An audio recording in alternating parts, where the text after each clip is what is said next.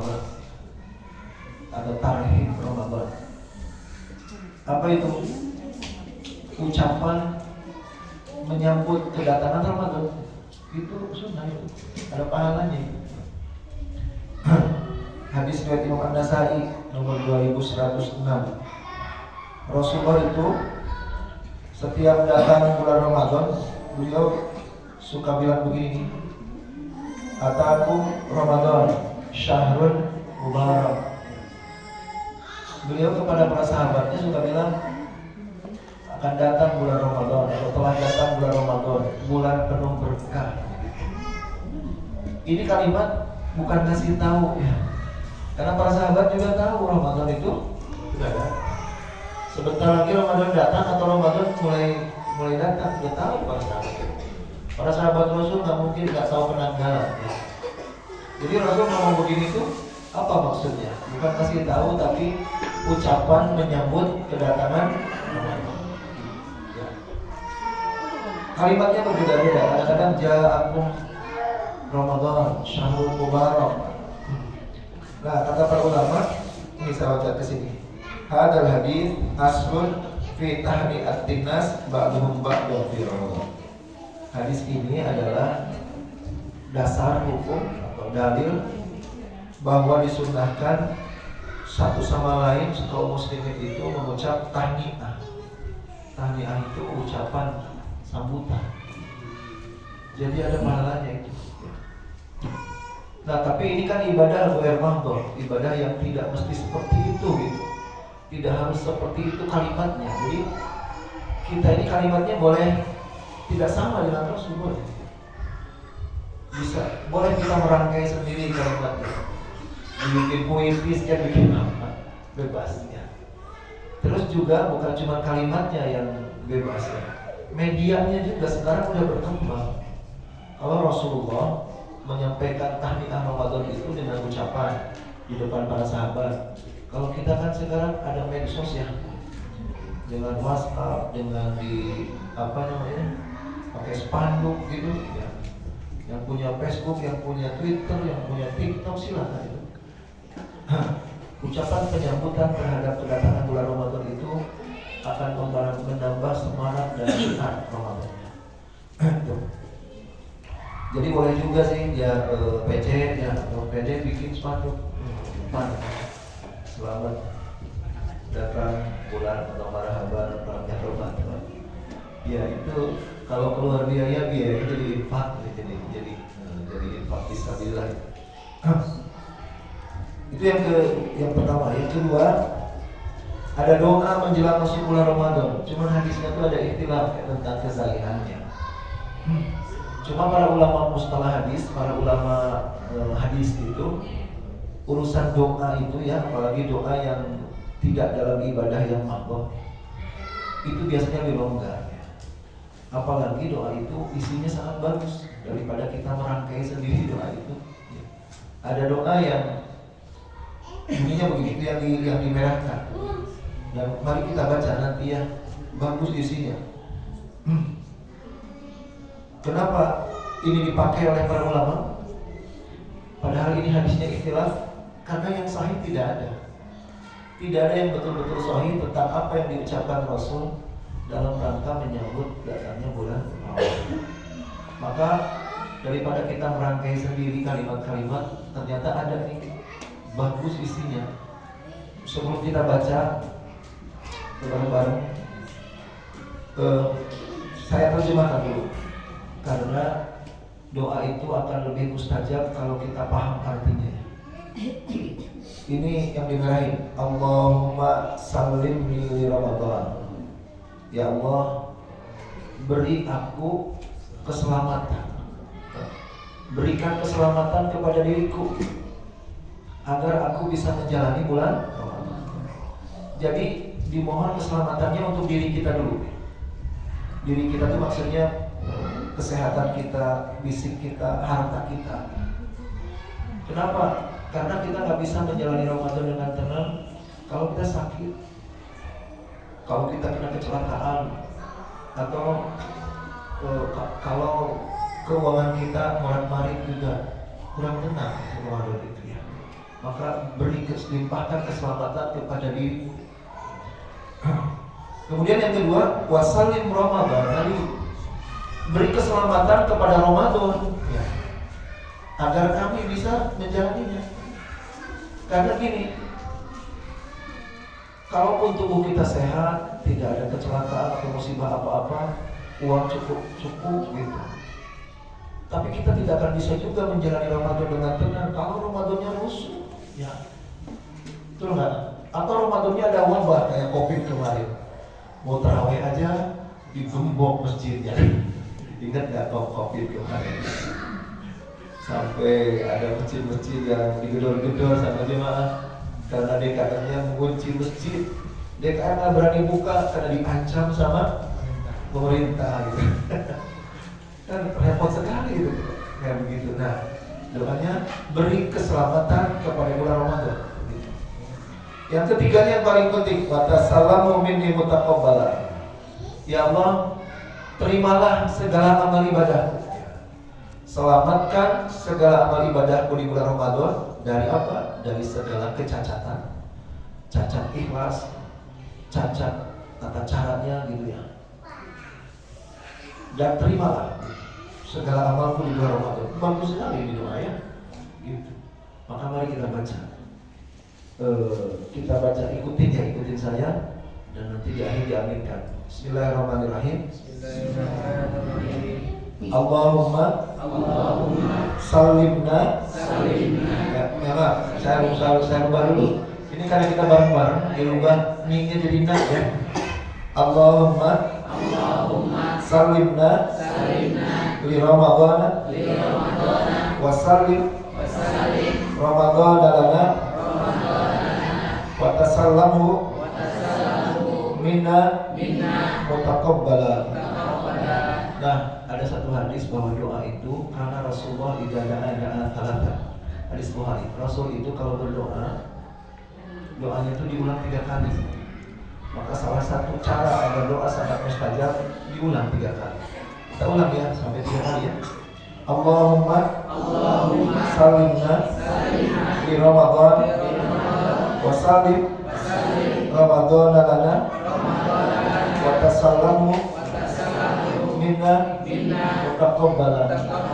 Allahumma salimna li Ramadhan wa salim Ramadhan lana wa tasallamhu minna mutaqabbala. Amin ya rabbal alamin. Mudah-mudahan didengar, mudah-mudahan dikabul oleh Allah Subhanahu wa taala. Yang kedua ya, kita sudah doa tuh. Yang ketiga, nah ini doa bila hilalnya sudah hadir. Berarti kapan dibacanya? Bukan sekarang berarti. Nanti kan biasanya kalau malam tarawih pertama, biasanya sebelum tarawih itu suka pada nunggu ini dulu, nunggu apa? Di televisi nunggu isbat ya. Ya, itu kan biasanya malam Ramadan pertama ya. Ini nunggu sidang isbat dulu. Kalau sidang isbat sudah memutuskan ini, meskipun sudah ada edaran di kita di Persatuan Islam ya, tapi tetap saja kita suka tonton dulu di masjid juga suka nunggu dulu. Kalau sudah dari sidang isbat itu dinyatakan udah kelihatan hilal besok Ramadan, sudah kan gitu ya. Nah, kalau sudah hilal, nah itu doanya nih. Sebenarnya doa ini tuh bukan khusus Ramadan ya. Doa ini tuh sebenarnya disunahkan untuk dibaca setiap awal bulan Hijriyah. Awal Muharram, awal Shawwal, awal Zulqa'dah, awal Dzulhijjah. Kan setiap awal bulan juga ada hilal gitu. Ya, ini doa ketika hilal sudah hadir, berarti setiap awal bulan. Jarang kan kita baca. Kenapa? Karena awal bulannya juga suka nggak tahu. Kita tuh kan yang pasti itu awal bulan Januari, awal bulan Februari gitu kan yang kita hafal tuh.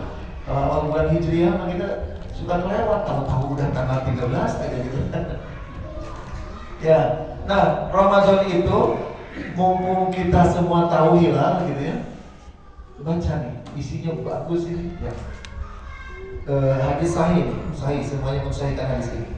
Nomor 2451.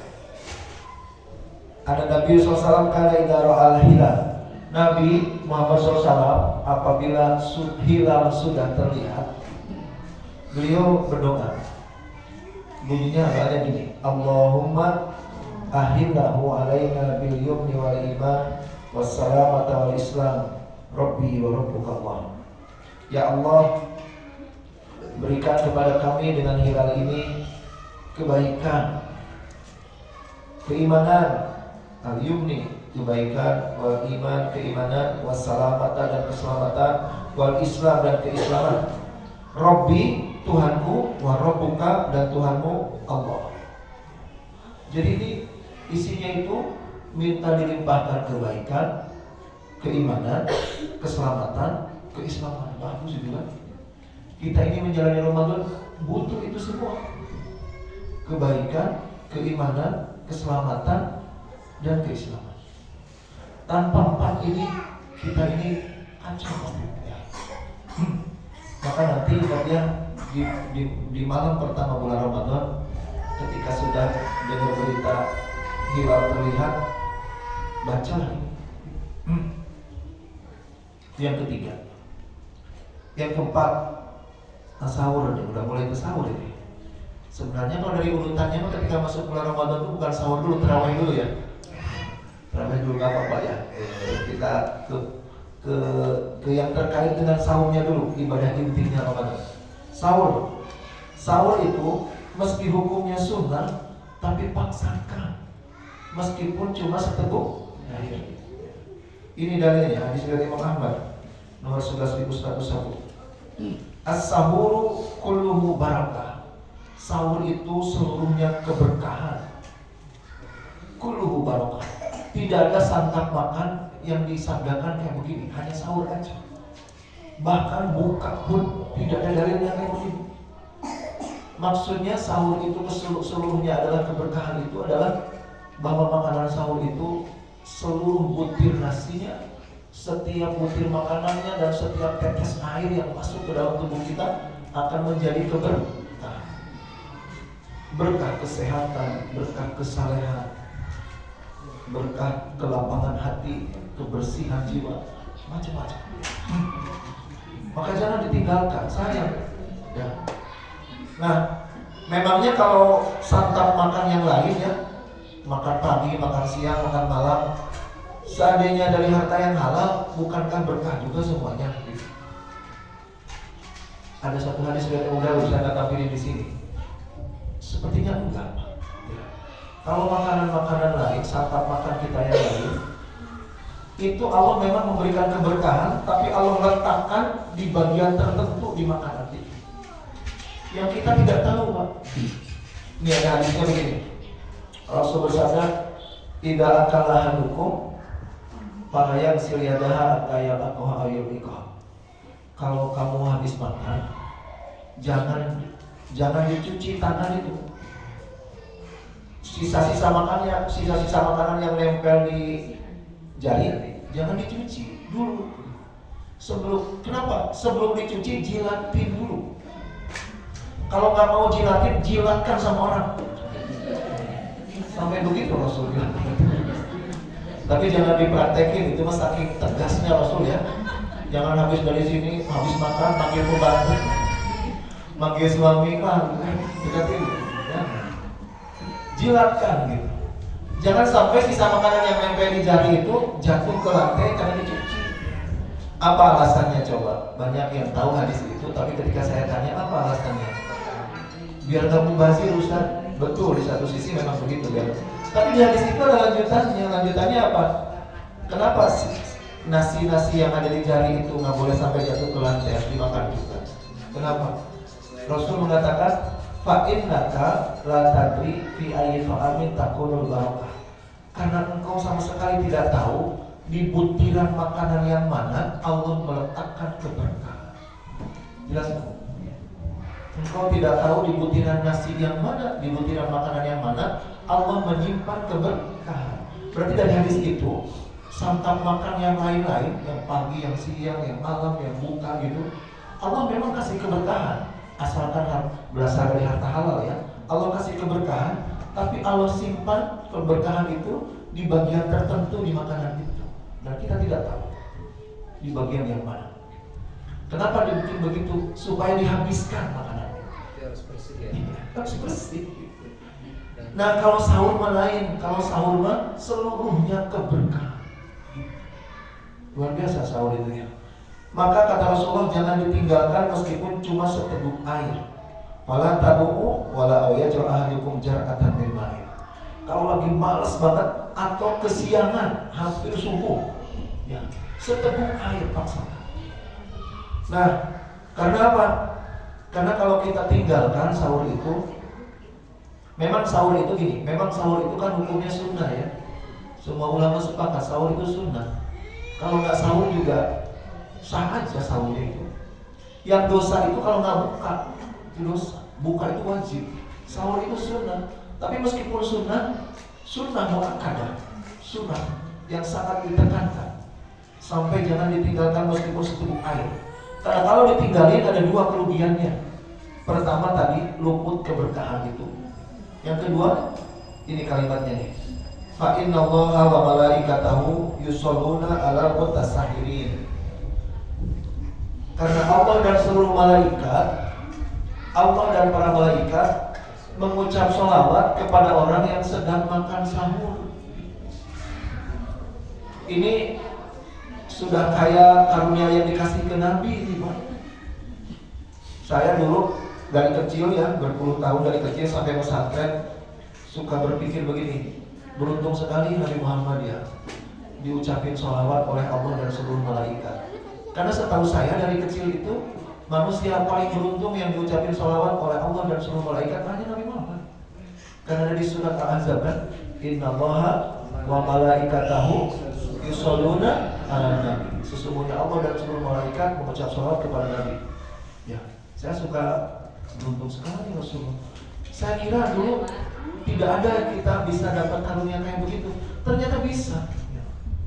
Kita bisa dapat karunia diucapin sholawat oleh Allah dan seluruh malaikat. Caranya makan sahur.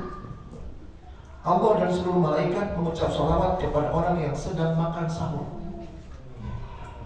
Setahu saya hanya ada dua ya kalimat seperti ini, ibadah yang dikasih karunia kayak begitu, diucapin sholawat oleh Allah dan seluruh malaikat. Pertama orang yang sedang makan sahur, yang kedua apa?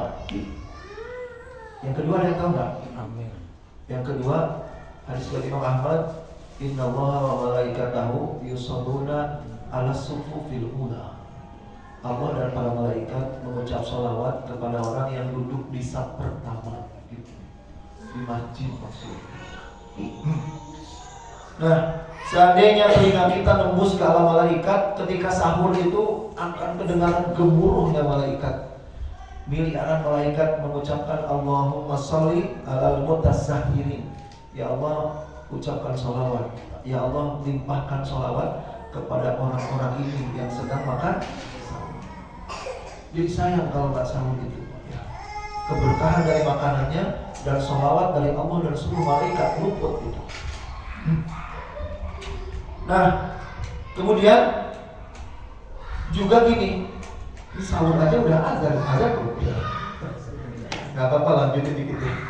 Jadi sahur itu meskipun sunnah, kalau sengaja sering nggak sahur, gara-gara malas gitu. Sengaja sering gak sahur gara-gara males dan mentang-mentang gak sahur juga kuat dah gitu. Ada peluang dosa dua ya, kalau disengajakan dan keseringan ada peluang dosa dua. Dosanya apa? Bukan dosa karena tidak sahurnya, karena sahur itu hukumnya sunnah. Tapi dosanya karena saya beberapa kali baca artikel medis ya, sahur itu sangat sehat. Tetapi kalau orang rajin sahur tapi sering tidak sahur, malah akan rusak kesehatannya. Jelas? Karena kelamaan perut kosong jadinya. Sahur tanpa sahur itu akan merusak kesehatan. Merusak kesehatan itu dosa. Ini dalilnya, la doror wala diror. Tidak boleh menyebabkan kebinasaan untuk orang lain maupun untuk diri sendiri. Satu itu. Potensi peluang dosa kedua, kalau kita sering nggak sahur, mau sahur Ramadan mau sahur sunnah sama aja. Paksakan untuk sahur.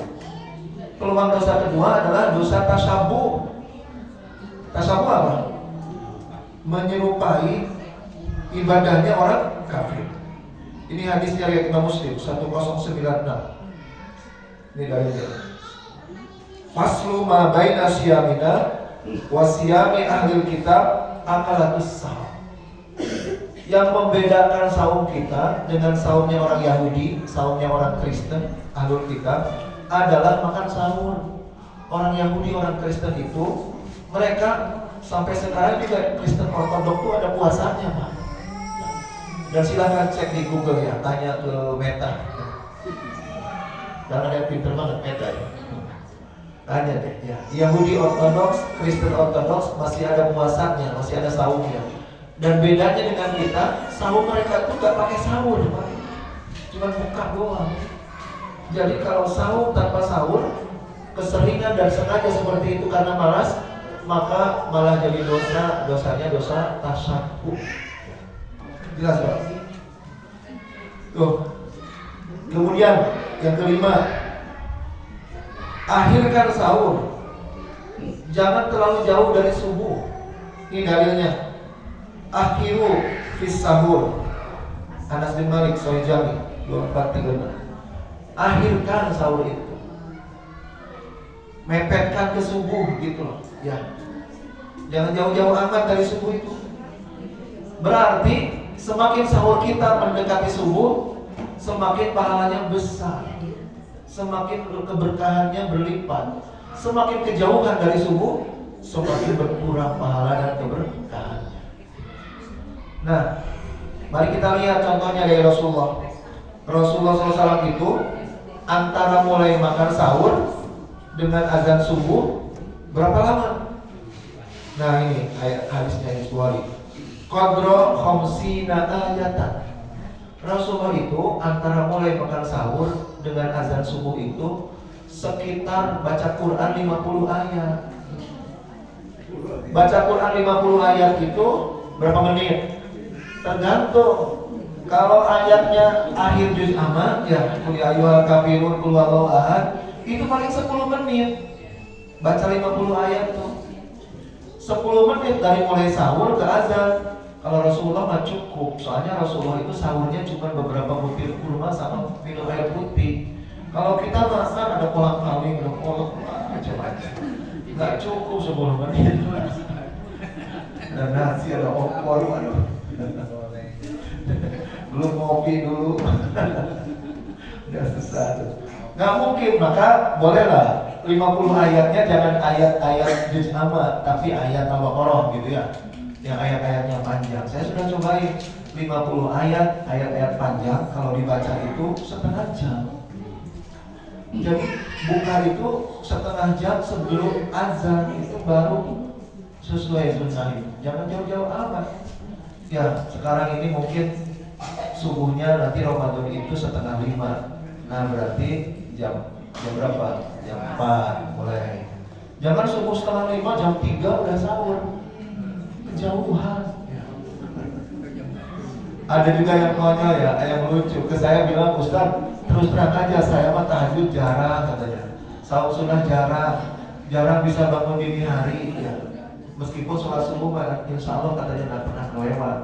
Tapi untuk bangun dini hari itu berat, Ustaz. Jadi kalau Ramadan itu saya katanya sebelum tidur suka makan gitu. Jadi jam 10:30 makan. Itu mau bukan sahur, itu makan malam. Kenapa? Yang namanya sahur itu akar katanya dari sahar. Sahar itu apa? Dini hari. Makanya disebut sahur karena akar katanya dari sahar, artinya dini hari. Dini hari itu sepertiga malam menjelang subuh, itu namanya dini hari.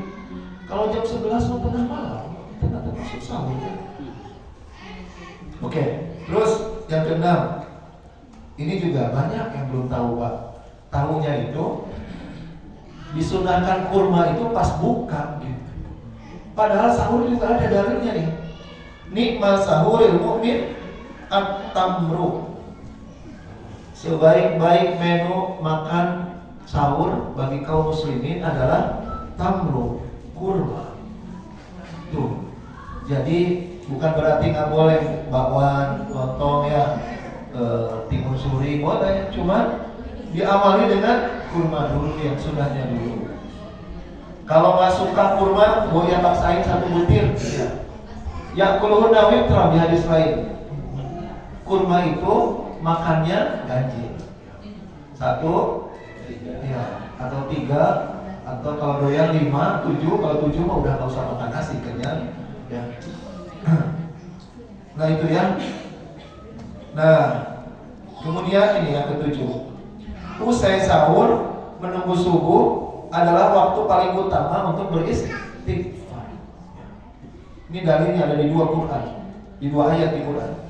Orang-orang calon penghuni surga itu, lihat Al-Quran menceritakan hamba Allah calon penghuni surga itu as-sabirin, orang-orang sabar, was-shadiqin, orang-orang jujur, wal-qanitin, orang-orang yang khusyuk, wal-munfiqin, orang-orang yang rajin berinfak, wal-mustaghfirina bil ashar, orang yang rajin istighfar di waktu sahur, di waktu dini hari. Di dalam surat Az-Zariyat ayat 18 kalimatnya, wabil ashari hum yastaghfirun, di waktu dini hari atau waktu sahur mereka rajin beristighfar. Ada 2 ayat di Quran yang jelas memerintahkan kepada kita, menginformasikan kepada kita bahwa waktu paling utama untuk mohon ampun atas dosa-dosa, beristighfar, bertobat adalah waktu dini hari, waktu sahur. Makanya ibu yang sambil masak sahur, menghidangkan makan sahur, menjelang memulai makan sahur dengan keluarga, jangan diam aja ya, mulut itu beristighfar. Habis sahur masih ada waktu ke subuh, jangan nonton bu, ya. Televisi itu sampah semuanya itu. Ya, dini hari itu disuruh istighfar, mohon ampun atas dosa. Kalau bisa sambil menangis mengingat maksiat-maksiat yang pernah dilakukan. Ini malah nonton TV isinya lawakan semuanya. Televisi itu alasannya menampilkan tayangan-tayangan lawak waktu dini hari itu katanya nemenin orang sahur. Padahal itu tabrakan sekali dengan Quran. Quran suruh nangis beristighfar, ini malah ketawa. Maka saya suka bilang ke jemaah itu, matikan TV Ramadan itu ya. Kalau nggak bisa 1 Ramadan penuh, paling tidak malam hari, waktunya ibadah full malam hari. Kalau nggak sanggup juga, paling tidak dini hari waktu sahur. Jangan buka televisi ya. Enggak sih Ustaz, saya nggak nonton televisi, tapi nonton HP. Aja sekali. Pindah ke HP. Ya. Stop televisi, stop HP. Waktu dini hari itu selain waktu sahur adalah waktu istighfar gitu. Ya. Saya kira cuma sahur sama buka aja ya. Sekarang berbuka, segerakan berbuka. Nah. Bakiru bil iftar, segerakan berbuka. Maksudnya apa? Bukan berarti sebelum azan sudah buka ya, enggak ya. Segerakan berbuka itu maksudnya pas azan langsung. Bahkan muazin pun tidak boleh azan dulu sebelum minum. Ini mah sepertinya nggak usah diajarin, soalnya biasanya juga ditungguin azan tuh ya. Tungguin. Tetapi ada nggak yang suka bertentangan dengan hadis ini? Ada. Orang-orang yang suka kejebak macet pulang kerja, lupa ngebawa air di tasnya, sehingga ketika azan berkumandang dia nggak bawa apa-apa, nunggu nyampe dulu ke rumah, 1,5 jam telatnya. Itu kalau keseringan kayak begini bu, ya, maka ada potensi dosa juga sama. Dosa pertama ada merusak kesehatan juga. Keseringan buka telat pak, rusak kesehatan, bisa jadi luka lambung itu. Yang kedua sama juga tasawuf ya. La yazalu din zahiran ma ajjalul fitrah li anna al-yahud wa nasara yuakhirun. Artinya apa? Agama Islam akan senantiasa meraih kemenangan selama orang-orang rajin, selama kaum muslimin mensegerakan berbuka sahur. La yazalu din zahiran itu maksudnya agama Islam akan selalu meraih kemenangan terhadap orang-orang kafir selama kaum muslimin mensegerakan berbuka.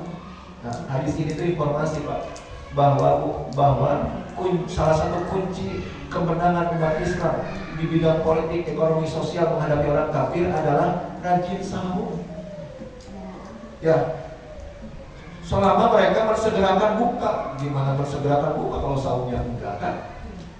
Ya, berarti salah satu penyebab kekalahan umat Islam di berbagai bidang dari orang kafir adalah kebanyakan umat Islam malas untuk lianna. Kenapa harus bersegerakan buka? Lianna Yahud wa Nasara yu'akhiru. Karena orang yang agama Yahudi dan Kristen itu suka mengakhir-akhirkan buka. Jadi perbedaan puasa kita dengan puasa orang Yahudi itu dengan orang Kristen.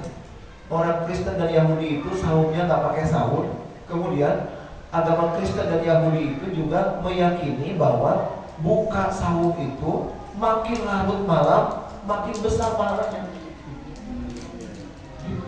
Saya cek di agama Yahudi ya, di situs-situs Yahudi, mereka itu kalau buka puasa, buka sahur, bukan pas matahari terbenam, Pak.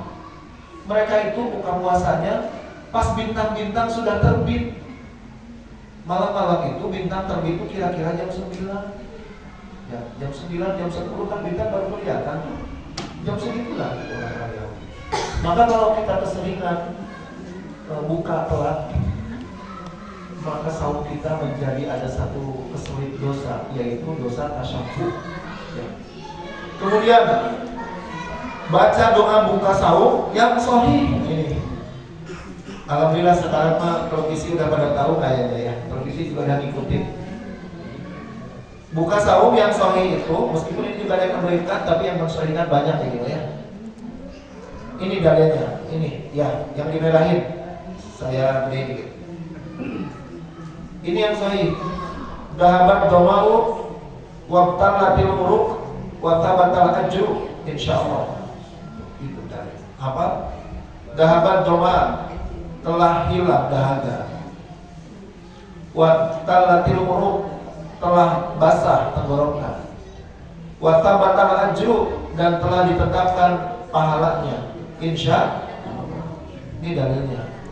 Ya, telah hilang dahaga, telah basah tenggorokan, dan telah ditetapkan pahalanya insyaallah. Tapi melihat dari artinya, sebagian ulama menjelaskan, melihat dari artinya, doa ini dibacanya habis minum. Karena kalimatnya telah hilang dahaga, telah basah tenggorokan gitu. Dibacanya habis minum. Jadi sebelum minumnya apa? Sebelum ini bismillah aja, kembali ke dari awal. Bismillahirrahmanirrahim. Minum lalu baca doa ini. Ya. Ini yang sahih yang mulai berubah. Kalau belum hafal dipotong. Nah, ya, ada di sini. Foto pakai kamera kalau belum hafal. Mudah-mudahan sudah semua ya. Memangnya doa yang sebelumnya apa? Nah, ini dalilnya, doa yang sebelumnya bertahun-tahun diamalkan di diri kita. Ini dalilnya itu doif ya. Nah, doif itu ada kelihatan doif. Dalam kitab Irwaul Ghalil 4/37 hadisnya doif. Udah doif, ya udah madoif, di negeri kita tuh ditambahin pula. Jadi double kesalahannya itu, sudah doif ditambahin pula. Apa tambahannya? Mari kita lihat di hadisnya yang doif ini. Apa sih hadis doanya? Ini doanya. Allahumma lakasumtu wa ala rizkika aftartu. Gitu doa. Di negeri kita jadi panjang kan? Jadi apa bunyinya? Allahumma lakasumtu wa bika amantu wa ala rizkika aftartu bi rahmatika ya arhamar rahimin. Mana coba wa bika amantu-nya enggak ada. Ya, bi rahmatika ya arhamar rahimin-nya ada enggak? Ada. Udah doib ditambahin pula. Siapa yang nambahin? Oh, Allah. Jadi yang sahih yang ini ya, dan ini dalam doa wabtalatil uruk watabatal ajr insyaallah. Kemudian dikit lagi. Sunnah mengawali buka sahur itu dengan pilihan pertama rutub, kedua kurma, ketiga air putih. Ini dalilnya Pak. Karena kata Anas bin Malik, karena Rasulullah SAW yuktiru ala rutobat. Rasul itu mengawali berbuka dengan rutob. Tuh, bukan kurma, rutok apa rutok teh? Rutok teh kurma juga. Kurma juga, tapi kurma yang masih seger, bukan masih muda ya. Bukan kurma yang mangkal, bukan. Yang mangkal mah obat yang susah punya anak. Yang pahit, yang masih keras bukan. Yang sudah lembek gitu ya. Tapi enak tuh rutok. Rasul itu pilihan pertamanya rutok. Maka ikuti kayak begini ya. Kalau kita cukup harta, karena rutok itu cukup mahal, sediakan 1 bulan. Rasul itu mengawali saum mengawali buka dengan rutok. Kalau nggak ada rutok, maka fa'alat tamarat. Fa'ilam yang takun rutoba. Kalau rutok lagi nggak ada, nggak punya Rasul di rumahnya, fa'alat tamarat. Maka pilihan keduanya baru kurma ya. Yang sudah hitam atau coklat itu baru kurma. Fa'ilam takun, kalau kurma rutok nggak punya, kurma nggak punya, hasawatin min ma'in. Beliau itu mengawali buka dengan beberapa teguk air putih. Itu sebenarnya ya. Jadi kan selama ini kurang terungkap yang ini ya. Kebanyakan tahunya sunnahnya buka itu kurma aja langsung. Padahal ada pilihannya. Pilihan pertama kurma, rutok. Pilihan kedua kurma. Kalau nggak ada dua-duanya, minum air putih. Udah dikasih 3 pilihan begini, Mas kebangetan kalau comro dulu teh. Comro dulu, gehu dulu, timun suri dulu gitu ya. Umumnya kok teh manis gitu. Ya, kalau yang teh manis itu memang ada dalilnya sih Pak. Ada dalilnya gitu. Dari kecil kan kita dengar itu di televisi juga sering berbukalah dengan yang manis. Itu saya sempat cari-cari dalilnya, ketemu Pak, alhamdulillah. Berbukalah dengan yang manis itu memang hadis itu. Hadis riwayat Teh Botol Sosro. Bukan riwayat Imam Bukhari Muslim, itu hadis riwayat Teh Botol Sosro itu. Nggak ada dalilnya. Gitu ya. Jadi ingat, rutok kalau nggak ada, kalau nggak mampu beli kurma, kalau nggak ada baru itu ya air putih. Habis itu bebas mau apa juga. Kemudian yang ke-11, usahakan sambil buka itu tetap menjawab ucapan, bukan azan ini, ucapan azan salah ya.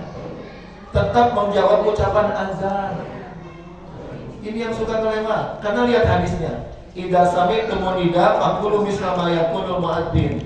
Kalau kamu dengar azan, ucapkanlah kalimat seperti yang diucap muadzin. Lihat di hadisnya, nggak ada pengecualian. Ya, saya cari-cari hadisnya berbagai riwayat, nggak ada yang kalimatnya gini. Kalau kamu mendengar azan, ucapkan sebagaimana yang ucapan muazin, kecuali maghrib Ramadan. Nggak ada kayak gitu. Berarti karena nggak ada pengecualian, maka maghrib Ramadan juga muazin itu harus dijawab. Gimana caranya kalau kita lagi makan? Usahain sambil makan sambil jawab, gitu ya. Bisa lah, kalau kan azan itu ada jedanya ya, Allah Akbar gitu. Jawab dulu, makan lagi gitu ya. Yang ke-11. Yang ke-12, dua lagi ya. Disunahkan hanya menyantap menu takjil dulu saja. Lalu sholat maghrib, baru kemudian habis itu berbuka. Ini dalilnya. Dah habis tadi, Rasul itu mengawali buka dengan makan rutop.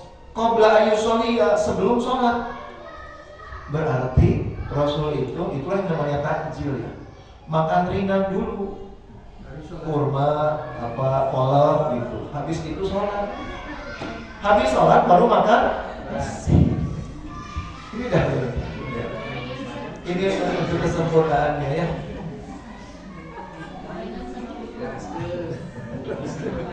Kenapa begini Bu? Karena gini ya. Kenapa harus takjil dulu aja, makanan ringan dulu, terus sholat? Karena hadisnya jelas Bu, hadisnya sahih, hadisnya ada, hadisnya kan sampai. Hadisnya itu Rasul itu sampai bilang, Rasul kan ditanya, ayyul akmali afdal. Ibadah apa yang paling afdal? Paling afdal itu kan paling istimewa, paling utama, paling besar pahalanya. Ibadah apa yang paling afdal? Rasul menjawab, as-sholatu fi awali waktiha. Sholat di awal waktu. Hadis ini juga nggak ada pengecualian Pak. Ibadah paling utama sholat di awal waktu, kecuali maghrib Ramadan. Gak ada dari pengecualian begitu. Berarti maghrib Ramadan juga tetap berlaku bahwa kita itu sholat harus awal waktu. Kalau kita habiskan dulu makanan satu meja tuh, jadi maghribnya telat setengah jam itu. Ya. Yang bapak-bapak yang nggak ke masjid berjamaah jadi ya. Usahakan takjil dulu ya. Makan ringan dulu paling habis 5 menit ya. Habis itu sholat dulu, habis sholat baru makan. Kecuali anak kecil ya. Kalau anak kecil udah nggak tahan, ya orang dewasa mah bisa lah ya. Nah cuma juga jangan sampai bertentangan dengan satu hadis lain. Ada hadis lagi nih. Hadis Bukhari Muslim, Rasul mengatakan la sholata lihadratit ta'am. Apa artinya? Tidak boleh sholat kalau makanan sudah terhidang. Harus makan dulu gitu. Nah jadi gimana biar gak bertentangan dengan hadis itu? Makanya tanggung jawab ibu nih. Jadi caranya gini nih. Caranya gini. Kalau pas mau azan ya, pas azan yang dihidangi di meja itu takjilannya saja. Ya, kurma, kolak gitu, kolang kaling kayak gitu. Nasinya sama lauk pauknya simpen dulu di lemari. Jangan dihidangin dulu. Karena kalau sudah di meja, nah itu harus disantap. Ya, karena kalau sudah di meja sudah kelihatan oleh bapak, oleh nggak boleh makan dulu. Kenapa? Nanti sholatnya ingat. Ya, jadi gitu Bu, mulai Ramadan besok biar sempurna ya Ramadannya ikutin kayak gitu. Hidangin takjilan dulu, hidangkan takjilan dulu, nasi sama lauk pauk, sempurna tidur di rumah. Kalau masih bapak nanya, gitu anak-anak nanya, mana opornya, mana nasinya, sholat dulu. Nanti habis sholat baru keluar. Nah. Ya Bu, sampai situ dulu kan? Ya, ada yang bertanya nggak? Malaman ya nanti. Ada yang tanya? Silakan. Ada yang tanya? Jelas nggak? Saya ulang dari atas sedikit. Pertama apa? Tahniah Ramadan ya. Disunahkan ucapan selamat menyambut Ramadan. Yang kedua, doa menjelang Ramadan sudah tadi. Allahumma salim dari Ramadan. Doa bila hilal Ramadannya sudah hadir. Itu yang dimarahin. Kemudian sahur itu meski hukumnya sunnah tapi paksakan meski seteguk air saja. Kemudian, nah ini maaf tadi kelewatan gini. Akhirkan sahur kan? Ini tuh suka ada yang bilang gini ke saya, Ustaz katanya, mulai sahur setengah jam sebelum subuh, kan 10 menit sebelum azan ada imsak. Nah ini yang suka keliru ya. Teriakan imsak, imsak itu tuh bukan berarti sudah nggak boleh makan. Ya. Masih boleh makan. Teriakan imsak itu hanya istihad para ulama saja kali itu ya. Semacam peringatan bahwa subuh sudah dekat. Masih boleh makan, baru nggak boleh makan kalau sudah azan berkumandang. Banyak juga yang memahami harus berhenti. Enggak, nggak harus berhenti, lanjut saja. Kemudian akhirkan sahur, kemudian sunnah menu pembuka sahur adalah kurma. Kemudian usai sahur menunggu subuh, waktu paling utama untuk istighfar. Segerakan berbuka, apalagi baca doa saum yang buka saum yang sahih, nggak berdoa. Kemudian sunnah mengawali buka sahur dengan rutop. Setelah rutop nggak ada, kurma. Kalau enggak, air putih. Usahakan tetap menjawab azan sambil memakan takjil. Disunahkan hanya menyantap menu takjil dulu saja, lalu sholat Nabi usai baru berbuka. Tuh ya. Ada yang tanya? 12 poin lumayan. Dari 20 setengah jadi. Ada yang nanya yang materi yang misal di luar boleh hafalkan ini. Iya. Ibadah apa lagi yang seharusnya umatnya itu di bulan Ramadan oleh Rasulullah membaca Al-Quran. Ada nggak dicontohkan oleh Rasulullah? Di bulan Ramadan? Iya, ibadah utama di bulan Ramadan itu kan saum paling utamanya. Keduanya baca Quran. Ramadan itu syahrul Quran. Aktivitas kita membaca dan mengkaji Al-Quran harus meningkat bulan Ramadan ini. Kenapa? Karena syahrul Ramadan alladzi unzila fihi. Bulan Ramadan itu bulan di mana Al-Quran diturunkan. Itu isyarat bahwa bulan Ramadan itu bulan Al-Quran. Peningkatan kita di baca dan mengkaji Al-Quran harus betul-betul ya. Kemudian Rasul itu sampai setiap malam, karena Rasulullah yudarisul Quran fi kulli lailatin min Ramadan. Rasulullah itu setiap malam tadarus Quran sepanjang Ramadan, ditemani malaikat Jibril. Ya, sampai begitu. Bukan berarti di luar Ramadan Rasul nggak tadarus tiap hari, tapi di bulan Ramadan itu spesialnya itu tadarusnya Rasul itu berdua dengan malaikat Jibril. Dan bahkan kata para ulama, malaikat Jibril itu menyusun ayat itu di bulan Ramadan. Ayat ini letaknya di sini, ayat ini letaknya di sini. Ini surat disusunnya di Ramadan. Itu isyarat bahwa Ramadan itu Quran kita tuh harus meningkat. Kemudian ibadah utama bulan Ramadan adalah tarawih itu, qiyam Ramadan. Ya. Saum, tadarus, qiyam Ramadan, kemudian sedekah. Sedekah juga harus meningkat. Kenapa? Wa kana ajwadu ma yakunu fi Ramadan. Rasulullah itu manusia paling dermawan dan kedermawanannya berlipat ganda di bulan Ramadan. Maka orang yang masuk bulan Ramadan tapi malah tambah pelit, itu nggak ngerti Ramadan sama sekali. Cacat betul Ramadan. Rasul itu berlipat ganda kedermawanannya di bulan Ramadan. Itu ya, sedekah. Kemudian apa lagi? Kemudian ibadah utama bulan Ramadan itu sudah kan saum, tarawih, tadarus, kemudian sedekah, kemudian apa lagi? Kemudian bulan Ramadan itu ibadahnya adalah 10 malam terakhir. Itu karena Rasulullah tidak tahu al-asyraq ahya laila. Rasul kalau masuk 10 malam terakhir, beliau itu ihyaul lail. Ihyaul lail itu apa? Ihyaul lail itu begadang malam, menghidupkan malam, artinya begadang malam. Apakah itu i'tikaf? Bukan. I'tikaf lain lagi. Kalau ihyaul lail itu begadang malam untuk ibadah, di rumah juga bisa. Ibu-ibu 10 malam terakhir Ramadan begadang setiap malam. 10 malam itu disunahkan guys. Ihyaul lail, begadang tapi bukan buat nonton bola, begadang kayak buat ibadah gitu. Nah, terus i'tikaf. Nah, yang selanjutnya ada i'tikaf. Bedanya i'tikaf apa? I'tikaf itu diam di masjid 10 hari 10 malam. Ya. Diam di masjid beribadah. Itu i'tikaf namanya. Kalau i'tikaf populer, tapi ihyaul lail kurang populer, padahal hadis selesai. Jadinya yang begadang malam cuma bapak-bapak doang yang i'tikaf, ibu-ibunya yang enggak i'tikaf tidur aja di rumah gitu. Kemudian apa? Berburu Lailatul Qadar. Lain lagi itu. Kenapa? Karena berburu Lailatul Qadar itu hanya malam-malam ganjil. Ya. Kemudian apa lagi? Terakhir, ibadah utama bulan Ramadan itu umroh. Karena Rasul mengatakan inna umratan fi Ramadan taqdi hajjatan ma'i. Umroh di bulan Ramadan setara haji bersama aku, bersama Rasulullah. Udah berapa jadinya tuh?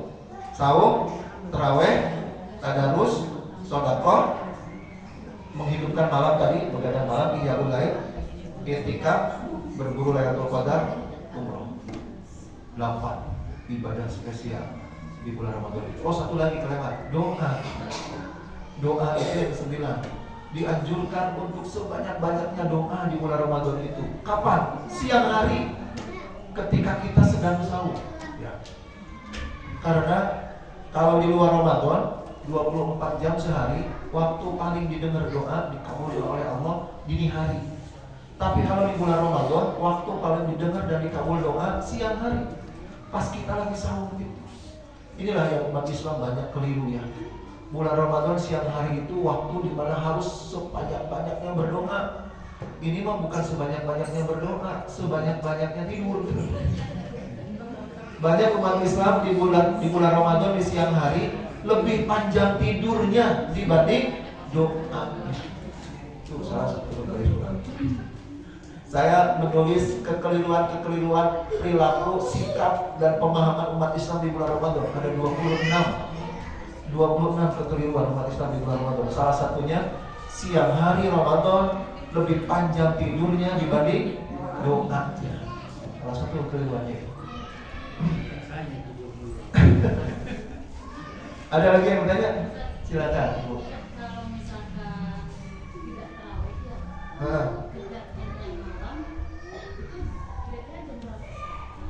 kegiatan apa? Tarawih kan kita nggak bisa tarawih Ah. nih gitu ya. Karena Belajar jualan apa? iya. gitu. Terus Kita mengerjakannya itu boleh kapan misalnya? gini Bu, tarawih itu sholat malam. Cuman beda nama aja ya. Kalau di luar Ramadan namanya Qiyamul Lail, kalau di dalam Ramadan namanya Qiyam Ramadan. Ya sama saja.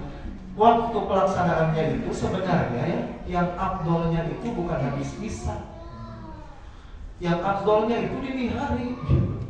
Cuma karena dini hari ada sahur, maka kemudian para salafus saleh itu tarawihnya itu tengah malam.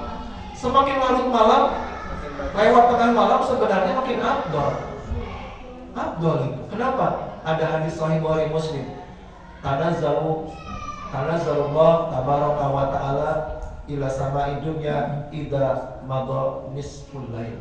Allah Ta'ala sampai turun dari arsy-Nya ke langit dunia, langit lapisan pertama yang paling dekat dengan bumi. Kapan Allah turun dari arsy ke langit dunia? Setiap tengah malam lewat gitu. Turun. Dan Allah ada di langit dunia dari tengah malam sampai subuh. Terus ngapain Allah tuh? Ya di langit dunia tengah malam sampai subuh. Allah menunggu segala doa. Siapa hamba-hambaku yang sedang berdoa, aku kabulkan. Siapa hamba-hambaku yang sedang memohon ampun atas dosa, aku ampuni. Siapa yang sedang bertobat, aku terima tobatnya. Allah ada di langit lapisan pertama sejak tengah malam sampai subuh. Maka tahajud, qiyamul lail, tarawih kalau bisa digeser tengah malam itu jauh lebih afdal. Gitu. Kalau ibu masih dagang, nggak bisa jam 8 masih dagang, maka tengah malam tarawih. Sebelum kita mau sahur ya Gitu. Saya dulu ketika di pesantren tarawihnya nggak habis isya. Karena di pesantren itu bisa dikondisikan, santri itu dibangunin tengah malam. Jam 1 mulai tarawihnya panjang, nyambung ke sahur. Waktu kami dulu di pesantren ya, Darussalam, iya. Saya pesantren di Darussalam di Ciamis, begitu biasanya ditradisikannya. Jadi habis sekitar jam 1-an tarawihnya. Lebih nikmat itu sebenarnya. Cuma pesan saya ya, cuma gini. Ada hadis At-Tirmidzi, Rasulullah bilang begini, man shalla khalfal imam hatta yansarifa kutiba lahu qiyamul lail. Hadis Abu Dawud At-Tirmidzi. Kata Rasulullah, barang siapa sholat tarawih berjamaah dengan imam sampai selesai, maka pahala sholatnya seperti tarawih semalam suntuk. Jadi kalau ibu mau tarawih di malam hari, usahakan ada temannya, jangan sendirian. Gitu. Ya. Dengan siapa? Lain. Tarawih itu gini Bu, sholat sunnah itu ada 4 macam. Ada yang harus berjamaah. Kalau nggak berjamaah nggak sah. Contohnya apa? Contohnya sholat Idul Adha, Idul Fitri sendirian nggak sah. Kan sholat sunnah itu, tapi wajib berjamaah. Ada yang sholat sunnah yang tidak boleh berjamaah. Kalau berjamaah tidak sah. Sholat sunnah apa yang nggak boleh berjamaah? Sholat qobliyah, sholat ba'diyah, tahiyatul masjid, nggak ada contohnya yang berjamaah. Ya, ada yang harus berjamaah, ada yang nggak boleh berjamaah, ada yang lebih baik sendiri. Tapi berjamaah boleh. Ya, sholat sunnah yang lebih baik sendiri adalah tahajud. Karena Rasul pun lebih sering sendiri, tapi Rasul kadang-kadang berjamaah. Berarti lebih afdolnya sendiri kalau tahajud. Ada sholat sunnah yang lebih afdolnya berjamaah, tarawih ya. Tarawih itu lebih afdolnya berjamaah karena ada hadis tadi. Inna rajula idza shalla ma'al imam hatta yansharif kutiba lahu qiyamul lail.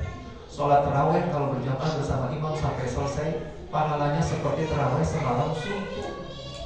Tapi ini juga ada syaratnya, berjamaahnya sampai selesai. Sepertinya Rasul tahu ya, di akhir zaman bakalan ada yang tarawehnya belum selesai udah kabur duluan. Ya, di Indonesia kan begitu banyak Pak. Belum witir udah kabur duluan. Gara-garanya apa? Gara-garanya sholat tarawehnya 11 rakaat, dia taraweh di masjid yang 23 rakaat. Jadinya setelah dia 8 rakaat di masjid kan masih lanjut. Akhirnya dia pulang tuh witir tuh sendirian. Nggak jadi pahalanya. Harus sampai selesai. Maka ya saya suka bilang ke jemaah, sholat tarawehnya di yang 11 rakaat aja, biar nggak harus kayak gitu. Ya. Jelas ya, Bu, gitu ya. Dini hari itu lebih afdol, pahalanya lebih besar, tapi tetap usahakan berjamaah biar dapat pahala seperti sholat semalam suntuk. Kalau habis tarawih boleh sholat lagi. Ustaz, di luar dari yang dipaparkan Ustaz. Iya. Sejarahnya dari apa sih? Sebenarnya malam nisfu Sa'ban. Apa sebenarnya? Karena ada dalilnya, Pak. Sejarahnya. Sejarahnya, bukan sejarahnya, ada dalilnya. Tapi sayangnya dalilnya memang dhaif ya. Nisfu Sa'ban itu dalilnya banyak, Pak. Dalilnya banyak, tapi sayangnya kenapa kita tidak mengamalkan? Menurut kita hadis-hadisnya dhaif gitu. Maka tidak ada ibadah apapun di malam nisfu Sa'ban kalau menurut kita ya.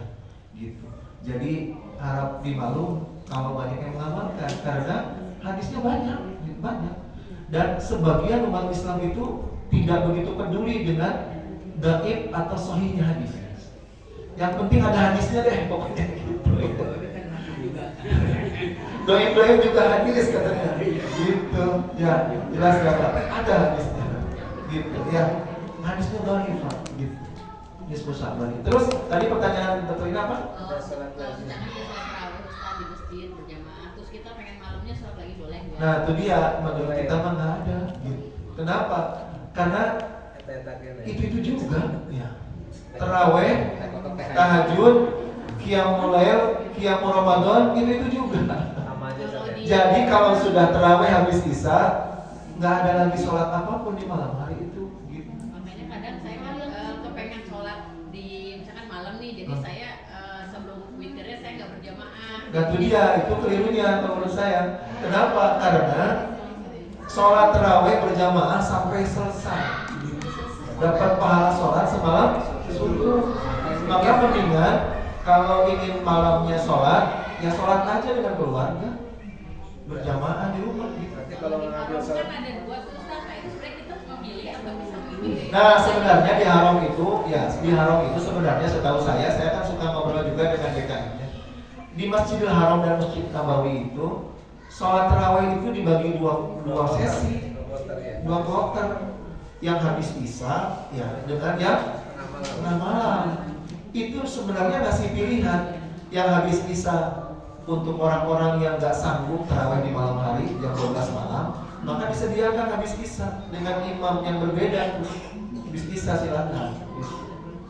Untuk yang ingin lebih besar pahalanya, berdoa tarawehnya di saat-saat Allah turun ke langit dunia tadi ya, dan dia sanggup melakukan itu karena terbiasa sholat tahajud juga di luar Ramadan, maka dikasih kloter yang kedua, yaitu sholat tarawehnya sekitar jam 12 lewat di tengah malam ya.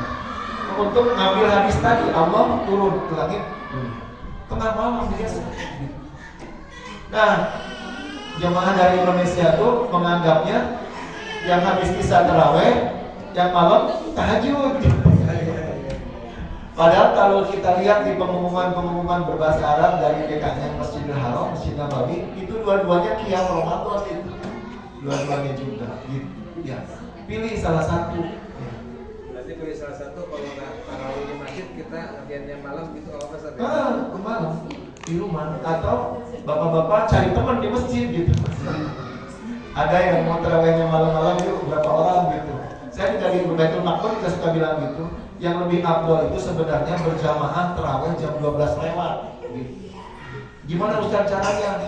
Caranya saya bilang cari aja teman-teman lah berapa orang gitu yang sanggup terawih jam 12 malam. Bikin sesi kedua tuh. Yang mau terawihnya jam 12 malam ke sana, habis isya nggak usah ikutan. Jelas Bu? Habis isya nggak usah ikutan, nanti tengah malam aja. Jelas ya?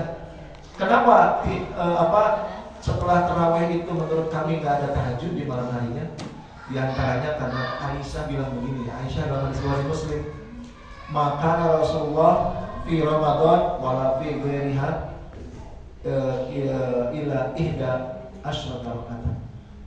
Yang maka Rasulullah yusolli fi lail fi Ramadan wala fi ghairiha ila ihda asyrata rakaat. Rasulullah itu sholat malamnya baik